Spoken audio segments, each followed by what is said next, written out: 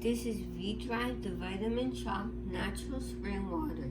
It comes from pristine Rocky Mountain springs in Idaho. It has naturally occurring minerals and electrolytes. It is bottled from the spring source. This bottled water costs $2.49. Let's test the pH and TDS levels.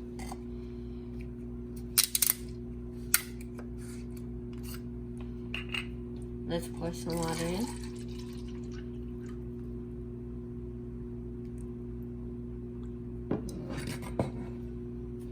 First, let's test the TDS level. Turn on the TDS tester, make sure it says 0, and put it in. 171. That is carbon filter mountain spring water. Now it's switched to 172.